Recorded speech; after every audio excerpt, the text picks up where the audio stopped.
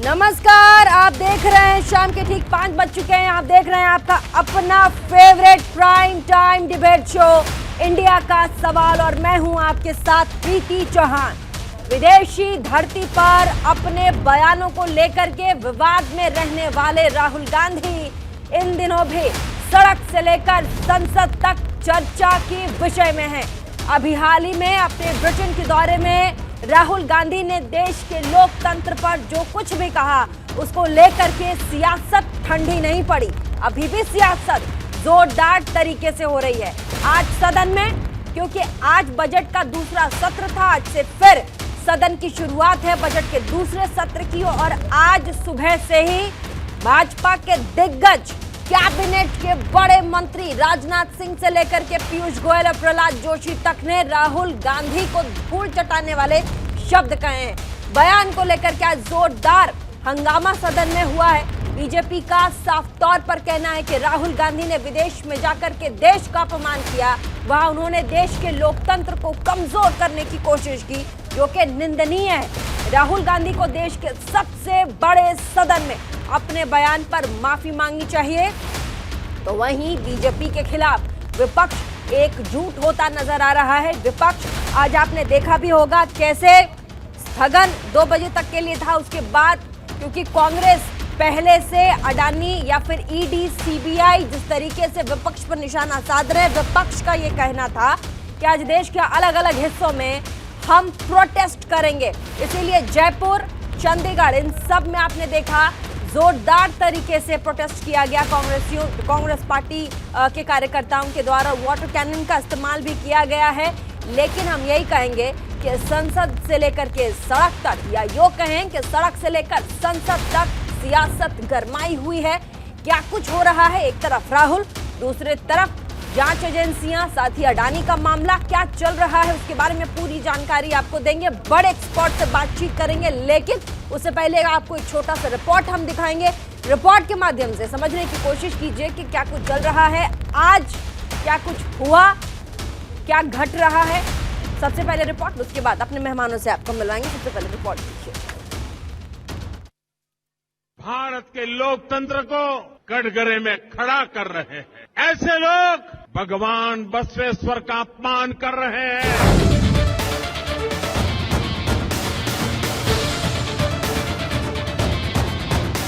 Indian democracy is more than just about India. It's actually about defending the democratic structure and the democratic system on the planet.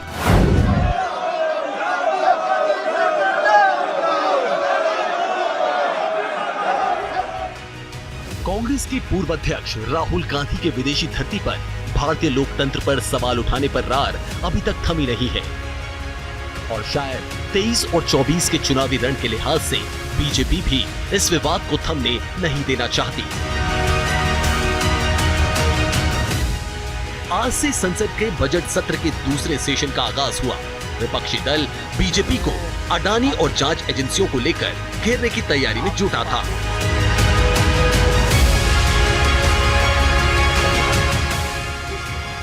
लेकिन जैसे ही सदन की कार्रवाई शुरू हुई, वैसे ही सरकार ने राहुल गांधी के विदेश में लोकतंत्र पर हमले का मुद्दा उठाया, जिस पर संसद के दोनों सदनों में जमकर हंगामा हुआ।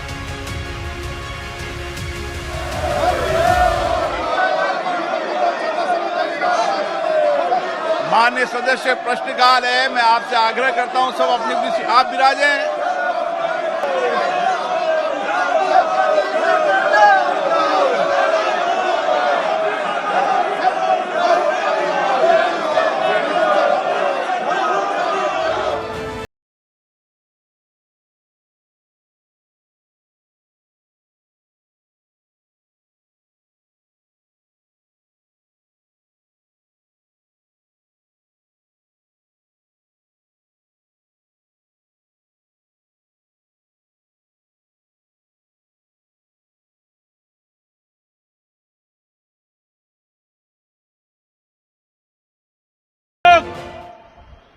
भारत के लोकतंत्र को लगातार कटघरे में खड़ा कर रहे हैं ऐसे लोग भगवान बसवेश्वर का अपमान कर रहे हैं। भारत के 130 करोड़ जागरूक नागरिकों का अपमान कर रहे हैं। वहीं कांग्रेस नेता राहुल गांधी के लंदन में दिए बयान पर संसद में भी खूब हंगामा हुआ।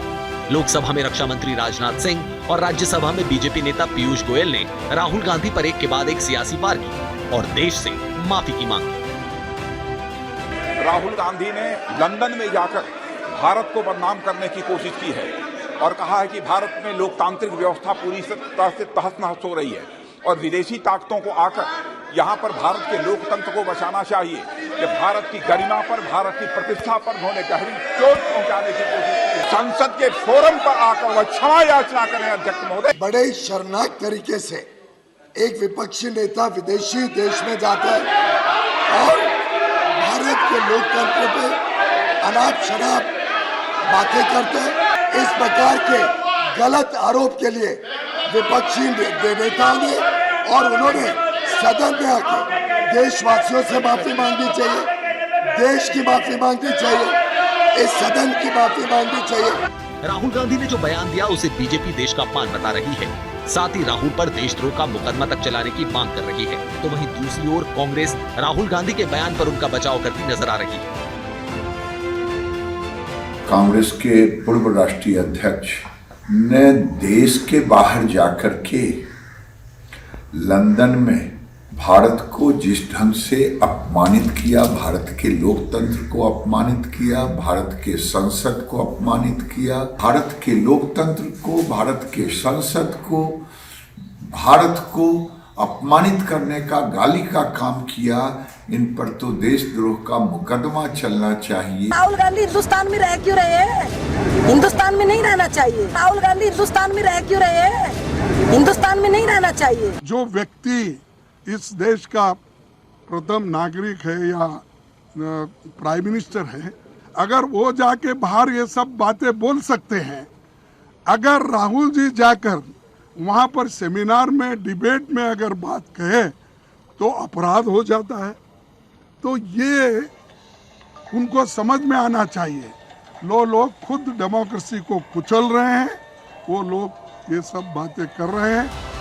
एक और विपक्ष अडानी और जांच एजेंसियों को लेकर बीजेपी को सड़क से सदन तक घेरने की तैयारी में जुटा हुआ है। तो वहीं दूसरी ओर बीजेपी ने राहुल गांधी के बयान पर सदन में उनसे माफी की मांग की। अपने बयान पर राहुल गांधी माफी कब तक मांगते हैं, ये तो आने वाला वक्त बताएगा। लेकिन ये तय है कि आने वाले चुनाव में राहुल का यह बयान कांग्रेस की नैया डुबो सकता है। Bureau report, news India.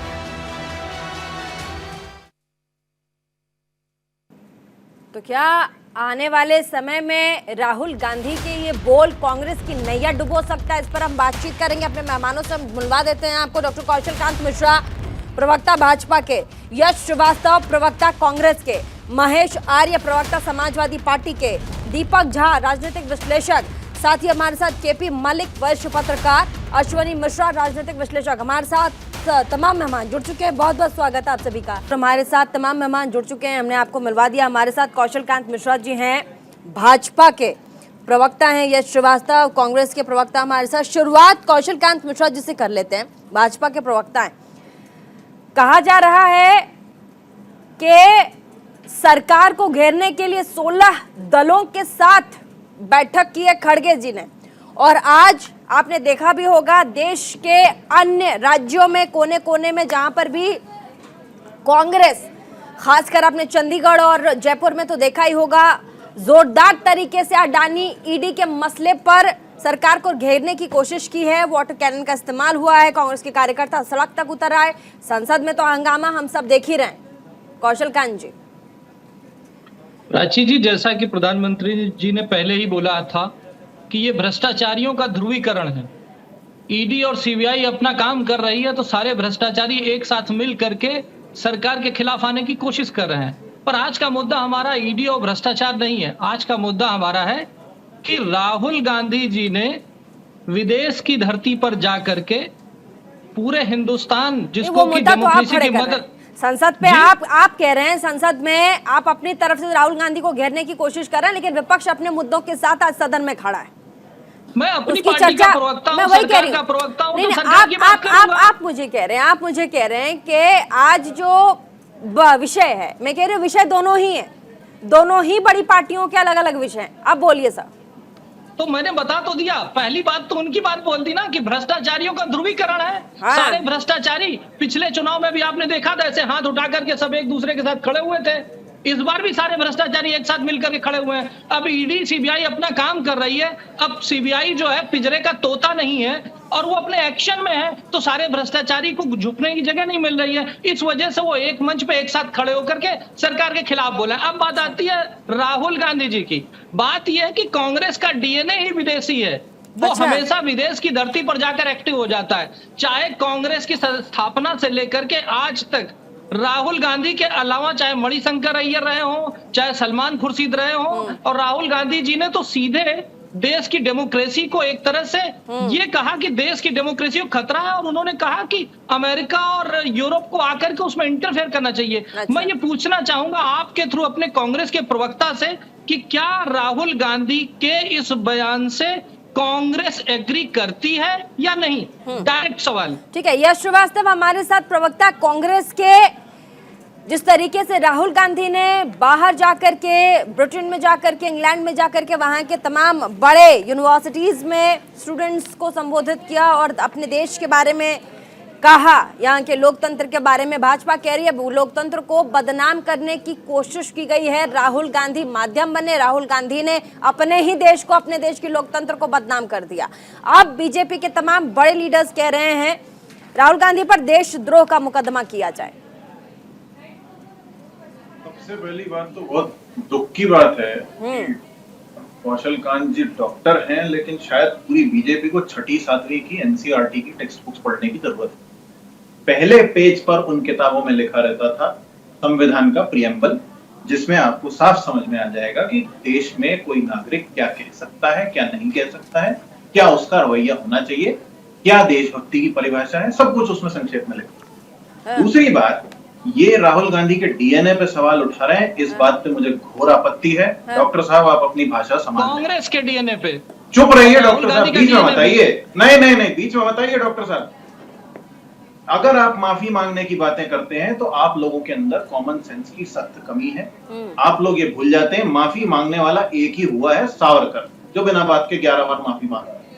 फिर आप बात करते हैं देश की छवि धूमिल करने की, तो नरेंद्र मोदी जी जो वर्तमान प्रधानमंत्री हैं, और वर्तमान प्रधानमंत्री हैं, ना ईश्वर हैं ना सृष्टिकर्ता हैं, लेकिन उनका रवैया जो है देश के प्रति वो क्या है मैं बता देता हूं।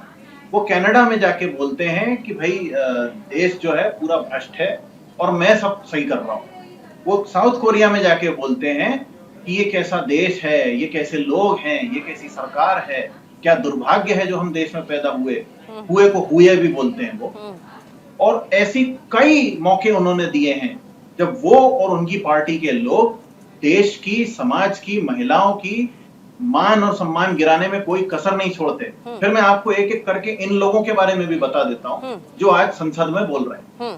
पीयूष गोयल, एक तो लोकसभा की बात वो राज्यसभा में कर रहे हैं। दूसरी बात, उन्होंने थोड़ा शॉर्ट रखिएगा क्योंकि बड़े और भी गेस्ट हैं, थोड़ा शॉर्ट रखिएगा क्योंकि और भी गेस्ट। हाँ, शॉर्ट रख रहा हूं मैं। पीयूष गोयल ने एक अंतरराष्ट्रीय मंच पे इस बात के लिए माफी नहीं मांगी कि वो एयर इंडिया के सवाल पे बोलते हैं कि भाई मैं मंत्री नहीं होता तो मैं खरीद लेता। गिरिराज सिंह एक पूरे धर्म को बदनाम करते हैं, उन्होंने माफी नहीं मांगी। और तो और पीयूष गोयल साहब को छोड़िए, राजनाथ सिंह जी जो पार्टी हिंदू करती है, राजनाथ सिंह जी रफाल पे जाके अंगूठे से ओम बनाते हैं, उन्होंने माफी नहीं मांगी। उसके बाद इस पार्टी को ओम मनाना हमारे शुभ माना जाता है। अंगूठे से नहीं बनाया जाता प्रीति जी, इस उंगली से बनाया जाता है। ये हिंदू वोट मांगने वालों को पता होना चाहिए। इस उंगली से बनाया जाता है, ओम हो या स्वास्थ्य को। उसके बाद इन पूरे 300 सांसदों को सबसे पहले तो वर्तमान प्रधानमंत्री जी से माफी मंगवानी चाहिए। अच्छा ठीक है कि वो संसद में दीपक मैं आती हूँ नहीं और भी टाइम कम है, और भी लोग हैं, गेस्ट है। पहले आप एक भाषण नहीं चल रहा है ना, एक सेकंड अभी तक जवाब नहीं मैं आती हूँ मेरे साथ। दीपक झा, राजनीतिक विश्लेषक। दीपक जी, क्या आपको लगता है, आप इस देश में रहते हैं, देश के नागरिक हैं, क्या आपको लगता है देश में लोकतंत्र खत्म हो गया है? लोकतंत्र है ही नहीं, 1% भी नहीं है। दीपक झा जी, देखिए, लोकतंत्र तो वाकई में आपको भी और हमको कि खतरे में तो है ना। 1% भी नहीं है, 1% भी लोकतंत्र नहीं है। 1% और 2% की बात ही नहीं होती। जब खतरे में हो जाता है तो 1% 2% एक कोई मैथमेटिकल। तो आप कह रहे खत्म हो गया, लोकतंत्र है ही नहीं, खत्म हो चुका। आपको प्रीति जी समझना पड़ेगा कि आज का देश में मोदी जी देखिए हमें जाके बोले सपेरों का देश है तो चलेगा, बहुत बढ़िया मोदी हमें जाके मोदी जी आवाज आपकी बहुत खराब आ रही है, आवाज आपकी बहुत क्लियर नहीं है। महेश आर्य जी, थोड़ा टेक्निकल टीम से मैं रिक्वेस्ट करूंगी आपकी आवाज थोड़ी दुरुस्त करें। महेश आर्य जी, प्रवक्ता समाजवादी पार्टी के, क्या लोकतंत्र देश में खत्म हो चुका है? दूसरा, ये जो विलायत वाली ज़बान है, जिस तरीके से भारत की बात हम कहते हैं, हमारे देश के अंदर जितनी भी बातचीत होती है वो घर के अंदर की बातचीत है। आप बाहर जाकर ढिंडोरा नहीं पीट सकते। आप घर के अंदर सदन, उसके लिए सदन है, आप सदन में लड़िए, आप सदन में बोलिए। महेश आर्य जी, देखिए प्रीति जी, जो दोनों पक्षों की बात को हमने सुना है, तो दोनों लोगों ने ये अपनी अपनी बात रखी है कि भाई विदेश में जाकर के मोदी जी भी अपोजिशन पे हमला करते हैं, भ्रष्टाचारी बताते हैं, उनको देशद्रोही बताते हैं। वो जब मोदी जी बोल सकते हैं और अपोजिशन राहुल जी भी बोल सकते हैं, तो दोनों के लिए मापदंड एक ही होना चाहिए। और मैं समझता हूं कि देश से बढ़ के कोई चीज नहीं हो सकती है। लोकतंत्र देश में रहकर की बात रख सकते थे, हाउस में, हाउस के बाहर भी, और देश से ऊपर कोई नहीं, ना मोदी जी है ना राहुल जी हैं। तमाम मेहमान हमारे साथ जुड़े हुए, महेश आर्य जी हमारे साथ, और साथ ही हमारे साथ दीपक झा। तमाम हमारे साथ जो एक्सपर्ट हैं वो हैं। सबसे पहले दीपक झा, आपसे बात नहीं हो पाई थी, मैं आपसे पूछ रही थी कि क्या लोकतंत्र वाकई देश में खत्म हो गया है, ऐसा लग रहा है आपको? दीपक झा। प्रीति जी, मुझे कंप्लेंट नहीं करने दिया आपने, दूसरे को भेज दिया बीच में। अभी क्या करें, वैसा टेक्निकल प्रॉब्लम आ जाती, थोड़ा समझिए आप भी। बताइए दीपक जी, बोलिए। आप तो यूज्ड टू हैं, बताइए। टीवी प्रोग्राम तो ऐसा होते रहता है, बताइए।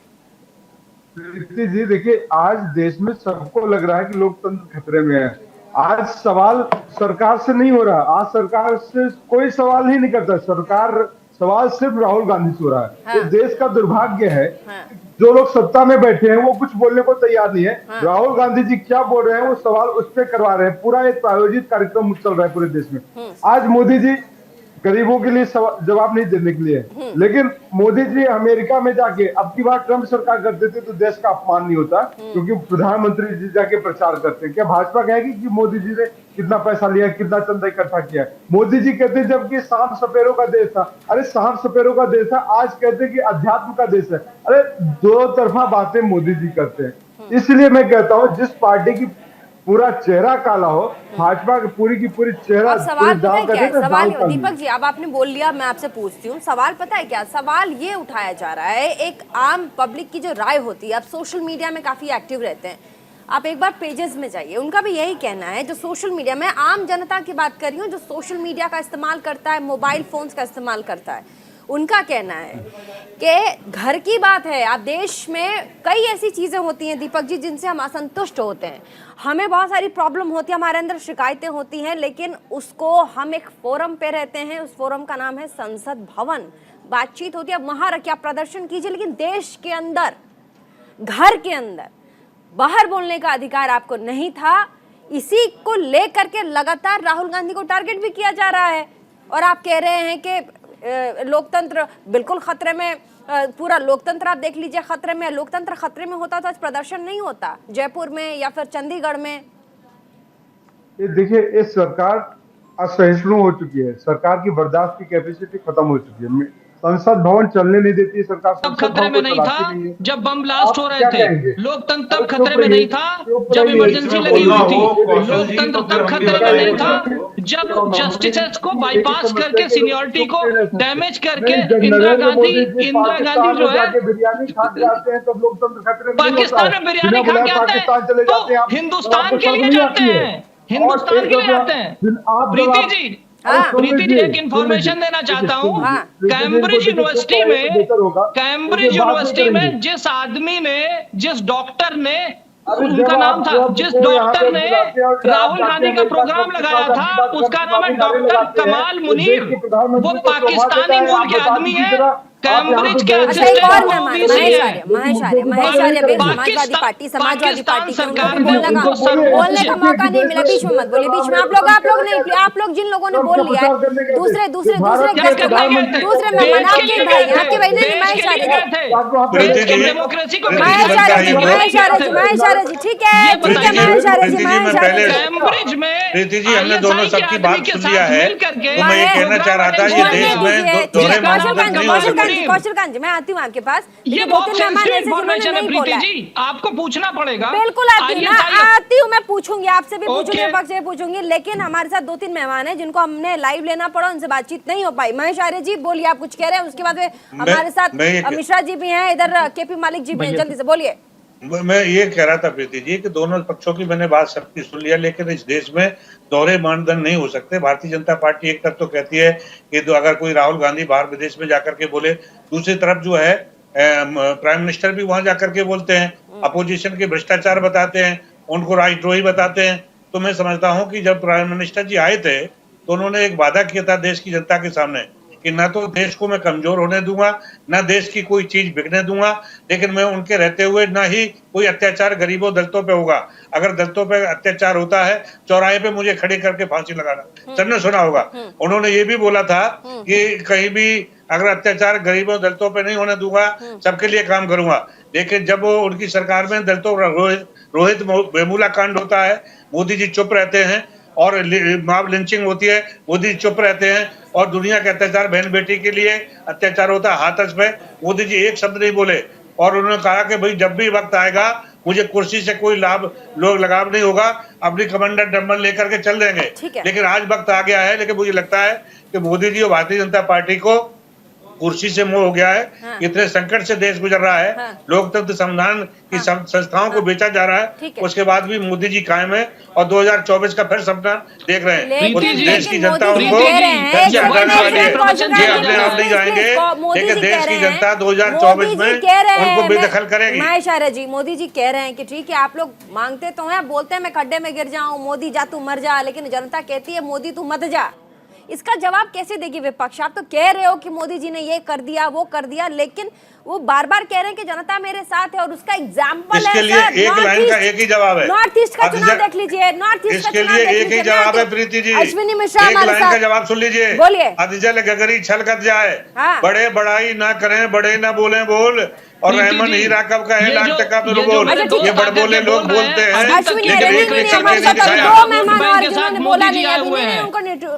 प्लीज आप लोग समझिए जरा। हमारे साथ अश्विनी मिश्रा भी हैं और हमारे साथ वरिष्ठ पत्रकार केपी मालिक भी, इनको भी बोलने दीजिए।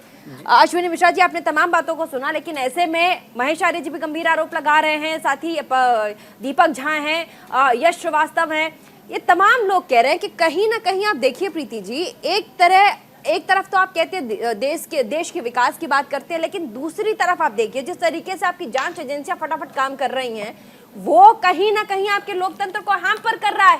आप बोलने नहीं देते, और बाहर में जाके कोई कहता है तो आप कहते हो कि हमारे लोकतंत्र को बदनाम करने की कोशिश किया जा रहा है, तो बोले का सवाल तो बिल्कुल जेन्युइन है। जी प्रीति जी, मैं सबसे पहले तो अपने कांग्रेस के मित्र से शुरू करूंगा। हमारे कांग्रेस के मित्र कह रहे थे कि प्रियम्बल में लिखा हुआ है कि फ्रीडम ऑफ स्पीच, तो प्रियम्बल में 5 वर्ड लिखे हुए हैं, secular, socialist, democratic, Republic, sovereign country. और सोवरेनिटी के लिए हमारे जो आर्टिकल 19, आर्टिकल 21 जो डिफाइन करते हैं फ्रीडम ऑफ स्पीच और फ्रीडम ऑफ लिबर्टी, उसमें भी एक्सेप्शन है कि आप कंट्री के सोवरेनिटी को क्वेश्चन नहीं कर सकते। हालांकि राहुल गांधी जाके ऐसा करते हैं विदेशों में, तो ये एक देखने वाली विषय है। और मुझे लगता है कि कांग्रेस से लोकतांत्रिक मूल्यों की अपेक्षा करना भी थोड़ा सा बेईमानी होगा। ये वही कांग्रेस है जिसने कम से कम पिछले कई सालों में 90 बार प्रदेश की सरकारें गिराई हैं, 50 बार तो सिर्फ और सिर्फ इंदिरा गांधी ने अकेले प्रदेश की सरकार बर्खास्त की है। सिचुएशन यहाँ तक आ गई थी कि 1994 में कॉन्स्टिट्यूशन में आर्टिकल 356 में अमेंडमेंट करना पड़ा कि आप मन चाहे तरीके से किसी की सरकार नहीं गिरा सकते। तो उनसे कॉन्स्टिट्यूशन की वैल्यू एक्सपेक्ट करना मुझे लगता है थोड़ी सी बेईमानी है, और ये कॉन्स्टिट्यूशन वैल्यू की ही वजह से राहुल गांधी ऐसा बोल पा रहे हैं विदेशों में जाकर के। अगर ये देश जो है एक देश डेमोक्रेटिक कंट्री नहीं होता, तो आपको लगता है कोई देश का आदमी बाहर जाकर के ऐसे देश की सोवरेनिटी को क्वेश्चन कर सकता है? केपी मालिक हमारे साथ वरिष्ठ पत्रकार, जेपीसी की मांग लगातार विपक्ष कर रहा है कि जेपीसी की मांग से देखिए भाजपा वाले डर गए हैं, कुछ बोल ही नहीं रहे और सड़क पर उतर आए।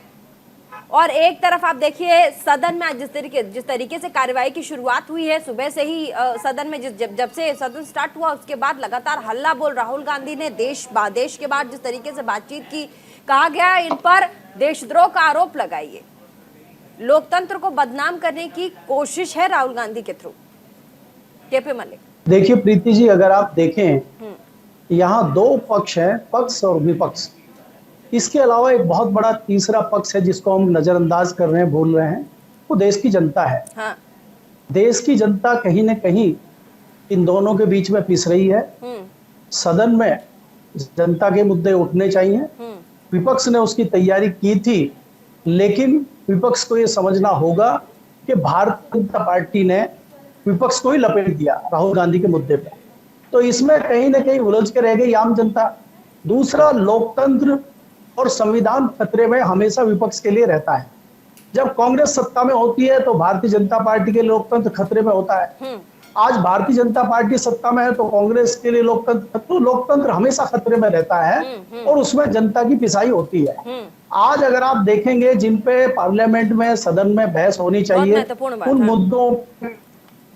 उन मुद्दों पे कुछ उनका वो क्या कहते हैं समर्थन होना चाहिए, कुछ उनका समाधान होना चाहिए। वो मुद्दे हैं कि देश में गरीबी बहुत तेजी से बढ़ रही है, बेरोजगारी बहुत तेजी से बढ़ रही है, महंगाई बहुत तेजी से बढ़ रही है।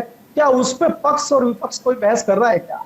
अपनी अपनी राजनीतिक रोटियां सेकने के लिए अपनी अपनी सत्ता में कैसे आया जाए उसकी तैयारी दोनों सियासी दल कर रहे हैं और इसमें कहीं ना कहीं जनता का नुकसान हो रहा है। देखिए, मुझे नहीं पता कि राहुल गांधी ने गलत कहा कि सही कहा, लेकिन ये जरूर है कि भारतीय जनता पार्टी को बहुत बड़ा एक मुद्दा विपक्ष ने दे दिया है। जो आज विपक्ष भारतीय जनता पार्टी को सदन में घेर सकता था अपने तमाम मुद्दों पर, वो मुद्दे कहीं ना कहीं भारतीय जनता पार्टी उससे बच गई है और उसने इसीलिए आज सदन में अगर आप देखेंगे बहुत महत्वपूर्ण सवाल। यश श्रीवास्तव हाथ उठा रहे हैं, मैं केपी मलिक के सवालों को आगे बढ़ाऊंगी। वैश्य पत्रकार हैं केपी मलिक, वो कह रहे हैं कि जिन मुद्दों को लेकर के कांग्रेस पार्टी रणनीति बना रही थी, स्ट्रैटेजी बना रही थी कि वो भारतीय जनता पार्टी को घेरेगी, लेकिन आज सदन में ये प्रूव हो गया कि उसी बड़े रणनीति में खुद कांग्रेस गिरती नजर आ गई है। वो मुद्दा राहुल गांधी का मुद्दा बन गया। यश श्रीवास्तव। देखिए प्रीति जी, सबसे पहली बात तो ये जो हरेकोट वाले भाई साहब आपके स्टूडियो में बैठे हैं, ये धाराएं बताते बताते यही भूल गए जिस संविधान को ये कांग्रेस से अलग करने की कोशिश कर रहे हैं वो कांग्रेस की सरकार ने बनाया है। अच्छा। ड्राफ्टिंग कमेटी जिसके चेयरमैन बी.आर. अम्बेडकर जी थे, कांग्रेस की सरकार में, ना कोई सावरकर, ना हेगड़ेवार, ना गोलवलकर, कोई नहीं। ये आप याद रखें महोदय। दूसरी बात जो मलिक साहब गलत इंफॉर्मेशन दे रहे हैं, बीच में मत बोलिए भाई साहब, आप गलत इन्फॉर्मेशन में ना बोले। अरे आप गलत इन्फॉर्मेशन दे रहे हैं। संविधान सभा ने बनाया था, संविधान सभा का चुनाव हुआ था, उसमें सभी रिप्रेजेंटेटिव थे सर, सिर्फ कांग्रेस के नहीं थे। थोड़ा पढ़ा करिए सर। सुन लेंगे। आप सिर्फ गलत इन्फॉर्मेशन जानते हैं, शाखाओं में बच्चों को बरगलाना जानते हैं और गलत इन्फॉर्मेशन दे रहे थे। आपको ये भी याद है अम्बेडकर साहब ने रिजाइन कर दिया था आपकी सरकार के चक्कर में। अपना असली नाम छुपा के खुद को योगी कहता है और दिन रात सवाल आपसे पूछा मैंने यश श्रीवास्तव, सवाल पे जवाब दीजिए। सवाल के बीच में कौशल कांत जी बोल रहे हैं क्योंकि मैंने पहले कहा कि दोनों पार्टियों का डीएनए एक जैसा ही है, ये सच्चाई से बहुत दूर बात है। लेकिन आपने लोकतंत्र की बात कही थी महेश आर्य जी, केपी मलिक जी कह रहे हैं कि जब भी पार्टी विपक्ष में रहती है उनको लगता है लोकतंत्र का हनन हो रहा है। आप सवाल का जवाब ही नहीं दे रहे। यश लोकतंत्र की क्या, मैं सवाल का जवाब जी से पूछिए, मलिक जी से पूछिए कि जहाँ पर भारतीय जनता पार्टी अपोजिशन में है वो आगे भजन करती है क्या? इनको ये दिखाई नहीं पड़ता केपी मलिक जी को कि जहाँ अपोजिशन में है भारतीय जनता पार्टी वो यहाँ भजन नहीं करती, वो भी वहां पर विरोध करती है सरकार का और संसद में भी करती है, विधानसभाओं में भी करती है। अगर अपोजिशन अपने हक का इस्तेमाल कर रहा है मुझे ये बता तो इसमें क्यों तकलीफ हो रही है? भारत जोड़ो यात्रा चल रही थी तब गली कूचों में हर जगह खड़े होकर राहुल गांधी बोल रहे थे, किसने रोका?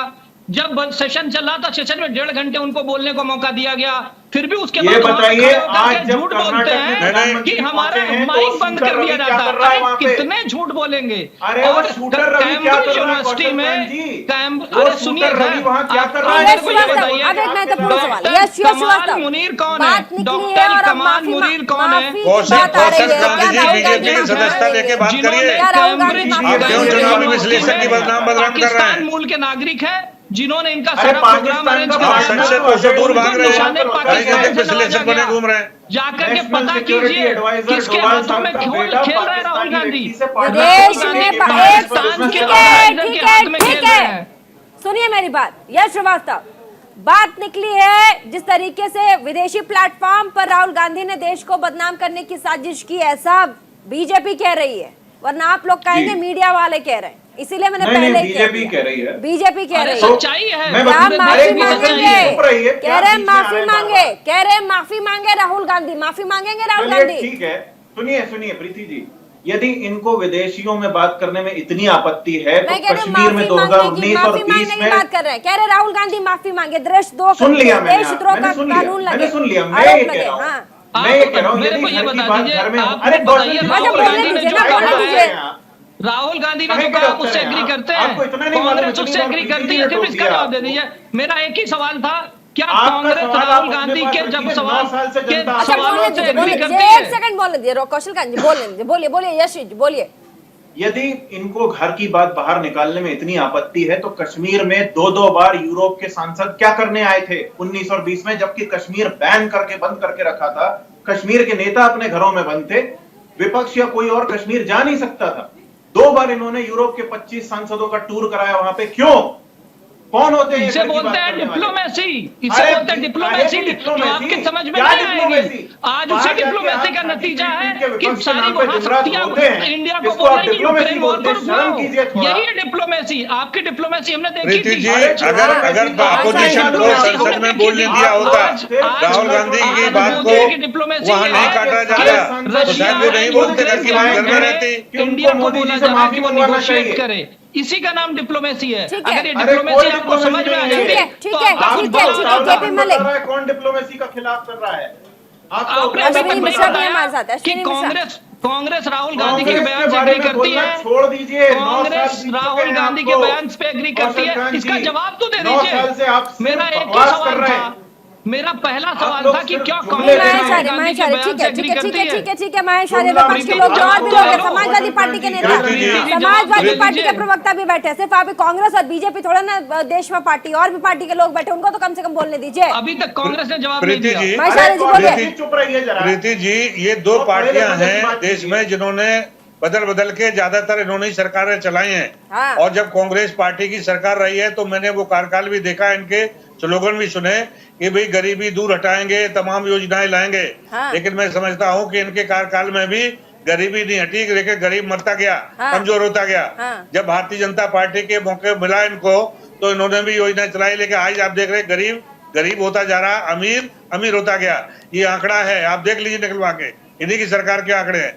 तो ऐसे हालात में इन दोनों पार्टियों का कैरेक्टर, दोनों का डीएनए एक जैसा है, ये देश के हित में काम नहीं कर रहे हैं। और निश्चित रूप से अब जो अपोजिशन का मौका दूसरों को मिलना चाहिए। और ये बीजेपी भारतीय जनता पार्टी की सरकार गांधी की हत्या करने वाली, गांधी जी की हत्या अहिंसा करके जो पुजारी थे, गांधी की हत्या करने वाले के पुजारी पार्टी, गोल वर्कर को पूजने वाली पार्टी राजभक्त कैसे हो सकती है? महेश आर्य जी, केपी मलिक जी भी यही कह रहे थे, अभी वरिष्ठ पत्रकार है, वो कह रहे थे कि जब सत्ता में सरकार रही है, जो भी विपक्ष में रहा है, वो कहती है कि सत्ता में सत्तारूढ़ सरकार लोकतंत्र का हनन कर रही है। अश्विनी मिश्रा जी क्या कहेंगे? जी, मैं सभी मित्रों को सुन रहा था। समाजवादी पार्टी के मित्र से मैं पूछना चाहता हूं कि इनको कांग्रेस से इतना ही प्रॉब्लम है तो 2019 के चुनाव में यूपी के 2 लड़के का नारा दिया था इन्होंने। तो मुझे लगता है कि जो जितनी पार्टियां भारतीय जनता पार्टी के साथ एक सुत इकट्ठा होने की कोशिश कर रही हैं, उनका मूलभूत कारण एक ही है। एक गालिब साहब का शेर है, उसके साथ अपनी बात खत्म करना चाहूँगा कि मुद्दा ये नहीं है कि दाल महंगी है, मुद्दा ये नहीं है कि दाल महंगी है, मुद्दा ये है कि किसी की गल नहीं रही है। तो यहाँ पर प्रॉब्लम सबकी यही है कि सब एक साथ जुट आकर के कहीं न कहीं तरीके से जनता जो मैंडेट दे रही है उस मैंडेट को अपने पक्ष में नहीं ला पा रहे हैं और एक तरीके से भाजपा को एक तरीके से घेरना चाहते हैं। पर जब तक आप मूलभूत मुद्दों पे, उस जनता के मुद्दों पे बात नहीं करेंगे, तब तक मुझे नहीं लगता कि आपकी दाल गलने वाली है। एक भी बात नहीं रखी, मैं तो समझता हूँ कि राजनीतिक विश्लेषक के रूप में आपकी ये बेईमानी है। आपको अगर चैनल पे मौका मिलता है तो सभी पक्षों की बात रखें, मनीष सिसोदिया का केस अभिषेक कुमार सिंह भी लड़ रहे हैं, आम आदमी पार्टी का केस कांग्रेस लड़ती है, ये सब चलता है, प्रोफेशनल हो जाता है। अब इन सब मुद्दों पे मत जाओ, अदानी और उस पे बहुत सारी चीजें निकल आएंगी। अगर आप पत्थर उठा लो कीचड़ में, आप पे ही छींटे आएंगे सर। आप बताएं, मनीष सिसोदिया केस आम आदमी पार्टी का केस कांग्रेस क्यों लड़ती है? ऐसी बातें मत करें आप। ईमानदारी के साथ पक्ष रखना चाहिए। गरीबी पे, बेरोजगारी पे, आपने बिजली पानी पे, सड़क पे, सुरक्षा विकास पे आपने कोई सर आपने दलितों की बात की, धर्म की बात की, आपने कौन सा मुद्दा रोजगारी का रखा? अभी आपने आने सबसे पहले दलितों की बात की, कौन सा रोजगारी का मुद्दा था? क्या रोजगार सिर्फ दलितों को चाहिए? वही दलित जो रामप्रीत मानस की पन्ना फाड़ते हैं। कोई चाटुकार और कुछ भी प्लीज केंद्र की सरकार ने, राज्य की सरकारों ने क्या इस पर कंट्रोल किया? नहीं करिए प्लीज। चाटुकार और ये और वो बोलने की जरूरत नहीं, आप सब सभ्य हैं। चाटुकार नहीं, चाटुकारिता कह रहा हूँ। तो सभ्य नागरिक होने का लागू होता है। सभ्य नागरिक दिखाई दे रहा है। सभ्य नागरिक होने का परिचय दीजिए इस मंच पे। सभ्य नागरिक होने का परिचय दीजिए इस आपने मंच पूरी पे। किसान को 750 किसान मारे गए और उसमें मोदी जी सरकार चुप रही। लास्ट में आकर के उनको वापस लेना, आपने एक शब्द नहीं बोला। केपी मलिक जी, आप देख रहे हैं सुबह से क्या चल रहा है। मैं कहूंगी 10 दिनों से, जब से राहुल गांधी फॉरेन के टूर पे थे, उसके बाद फिर उन्होंने जो कुछ भी कहा, अब पूरा का पूरा पासा ही पलट गया है। सदन अभी चलना है, सेशन की शुरुआत आज से हुई है। ऐसे में आगे क्या हम सेशन में बड़े मुद्दों की बातचीत देखेंगे या फिर सुबह शाम यही हमें या पूरे जनता को, देश को यही देखना होगा? देखिए प्रीति जी, अगर आप पिछला जो चंक था सदन का, बजट सेशन का जो था, वो भेंट चढ़ गया था इसी बाइकाट और हो हल्ले में, और ये जो सदन का सेशन है ये भी इसी प्रकार से जाएगा। रोज यहाँ पे हो हल्ला होगा, जनता के हित के मुद्दे सदन में ना बहस होंगे ना उन पर कोई चर्चा होगी। मुझे लगता है भारतीय जनता पार्टी भी ये चाहती है कि सदन ना चले ताकि मुद्दों से बचा जा सके। दूसरा क्या है कि विपक्ष इकट्ठा ही होने में दिक्कत विपक्ष को हो रही है।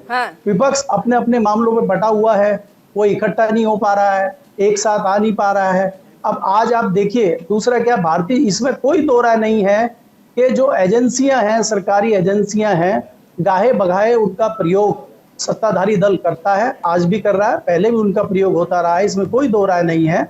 और ये इसका प्रयोग अपने पक्ष में सत्ताधारी दल करता है, उसका किस तरह से विरोध किया जाए, किस तरह से उसकी आवाज सदन में उठाई जाए, इसमें कहीं ना कहीं विपक्ष विफल दिखाई देता है। मैंने पहले भी कहा कि आज विपक्ष को पुरजोर तरीके से दोनों सदन में सत्ताधारी दल भाजपा को जहां घेरना चाहिए था और भाजपा को चारों तरफ से अच्छी तरह घेरा जा सकता था, वहां भाजपा ने एक ऐसा वार कर दिया कि उसमें विपक्षी घिरा हुआ नजर आ रहा है।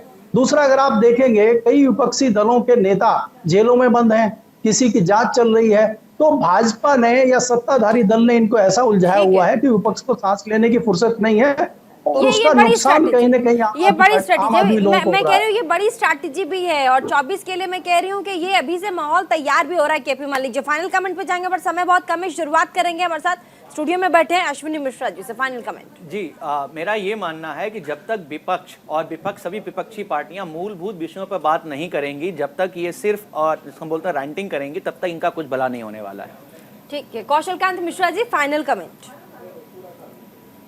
प्रीति जी, सिर्फ मैं ये कहना चाहूंगा कि मेरे कांग्रेस के मित्र ने अभी तक जवाब नहीं दिया कि राहुल गांधी ने जो बयान दिया उसके साथ कांग्रेस एग्री करती है या नहीं करती है। इससे यही पता चलता है कि राहुल गांधी ने जो कहा था वो गलत था, क्योंकि कांग्रेस भी उससे अपने आप को अलाइन नहीं कर रही है। तो इसलिए उन्हें माफी मांगनी चाहिए। जब ये अगर ये चाहते हैं उचित विपक्ष की भूमिका करें, माफी मांगे और सदन चलवाएं।